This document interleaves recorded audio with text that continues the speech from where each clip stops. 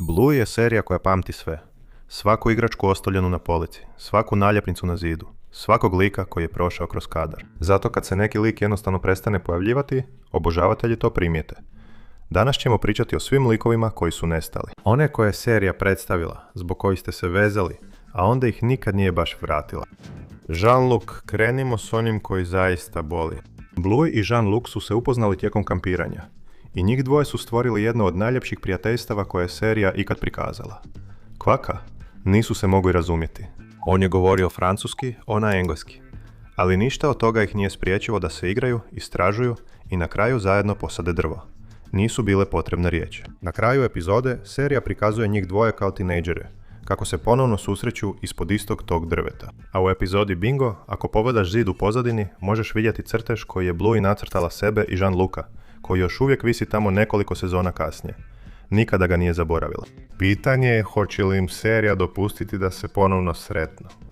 Vinny je čokoladni labrador, kojeg je Bluey upoznala u epizodi Kafić, gdje su se dvije djevojčice odmah povezale igrajući se na igralištu. Do kraja epizode, Bandit je sklopio prijateljstvo s Vinnyjinim tatom Fidom i čak ih pozvao na doručak. I tu postaje čudno. Fido se zapravo vratio. U epizodi Savršeno, on i Bandit viđeni su kako razgovaraju kao dvoje ljudi koji su ostali prijatelji. Prijateljstvo njihovih tata opstalo je, što znači da je Vinny još uvijek negdje vani, ali se više nikada nije pojavila. Nijednom. Bandit je ispunio svoj dio. Održao je prijateljstvo s Fidom. Pa zašto Vinny nikada nije došla na onaj doručak na koji je obećala doći? Chloin brat. Chloja je jedna od Blueynih najbližih prijateljica. Pojavila se u više epizoda. Ima svoju vlastitu priču u epizodi Hobotnica, a njezina obitelj djeluje kao pravi ustaljeni dio Blueynog svijeta. Zato je slučaj s njezinim malim bratom još teže objasniti. Pojavio se u epizodama Čarobni ksilofon i Vožnja u kolicima, kao novorođenče koje guraju u kolicima. 2 epizode. Onda ništa. Potpuno nestao, kao da nikad nije postojao. Evo što to čini tako čudnim. Chloe se stalno pojavljuje. Njezina mama se pojavljuje. Obitelj je očito još uvijek dio serije, ali mali brat je nestao dok se cijela serija nastavila oko njega. S obzirom na vremenski okvir serije, taj bi beba sada bio mališan. Možda čak i u vrtićkoj dobi. Cijela obitelj je tu. Pa gdje je on? Chilina mama je preminula mnogo prije nego što su Bluey i Bingo rođene, što znači da djevojčice nikada nisu upoznale svoju baku po majci. Ipak, ona je posuda. 2 njezine fotografije vise u hodniku obitelji Hyler. Na jednoj je s Mortom, Brandy i Chili, a na drugoj je sama na konju. Saznali smo malo više o njoj u epizodi Zmaj. Prikazana je u Chilinoj uspomeni kao topla, ohrabrujuća majka, koja je maloj Chili rekla da nastavi crtati, čak i kad joj konji nisu izgledali dobro. To je jedini put kad smo čuli za nju. Jedna uspomena, jedna epizoda. I onda opet nestaje, opet je samo fotografija na zidu. Dakle, pitanje je kada ćemo dobiti epizodu s povratkom u prošlost o njoj. Indijer tata i mlađa sestra. Hajdemo pričati o 2 lika koji tehnički postoje, ali se nikada nisu pojavili. Indy je jedna od Blueyjinih najbližih prijateljica. Vidjeli smo dosta Indyjinu mamu, ali Indy također ima mlađu sestru koja je rođena prerano. A ni sestra, ni Indyjin tata nikada se nisu pojavili na ekranu. I čudna stvar u svemu tome, što je u epizodi Obiteljski sastanak, Bluey čak spomenula da su Hillary išli kod Indije na večeru, što sugerira da su obje obitelji prilično bliske. Dakle, za seriju koja toliko pažnje posvećuje obiteljskim odnosima, to je značajan nedostatak. Prerano rođena beba je iskustvo koje mijenja cijelo kućanstvo. Činjenica da je serija to spomenula i onda nastavila dalje bez istraživanja toga, djeluje kao nedorečena priča. Mia i Kapetan. Neki likovi nestanu, tiho. Drugi nestanu baš kad je njihova priča tek počela. Mia i Kapetan čvrsto spadaju u tu drugu skupinu. Pojavili su se u epizodi Bark Boats, gdje su Bluey i Mackenzie prvi put naučili kako izgledaju romantični osjećaj između 2 ljudi, Kapetan i Mia. Oboje su se sviđali jedno drugome, jednostavno i jasno. I cijela epizoda je vodila prema tome.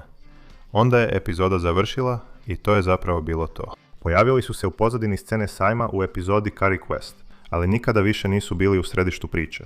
Serija je uvela cijelu emocionalnu nit i onda ju ostavila nedovršenom. Nadam se da će 4. sezona ponovno pokrenuti tu priču, jer ta 2 lika zaslužuju pravi završetak. Vintonova mama. Vinton živi s mamom, ali redovito posjećuje svog tatu. Ipak, njegova se majka nikada nije pojavila u seriji, niti u bilo kojem drugom Bluey mediju. To je zaista nevjerojatno kad malo razmislite o tome. Ona je roditelj s kojim on zapravo živi, a potpuno je nevidljiva. Do kraja 3. sezone, Vinton se preselio kod svog tate i obitelji Terrier, što znači da se u nekom trenutku promijenilo s kim živi. Je li se ona odselila? Je li odlučila da je nova situacija u rekonstruiranoj obitelji bolja za Wintona? Tu postoji cijela priča o roditelju koji se tiho povukao, a serija je još nije ispričala. Wintonova mama možda je narativno najzanimljiviji neviđeni lik u cijeloj seriji. Bosko. Evo jednog kojeg većina ljudi potpuno zaboravi, iako su implikacije ogromne.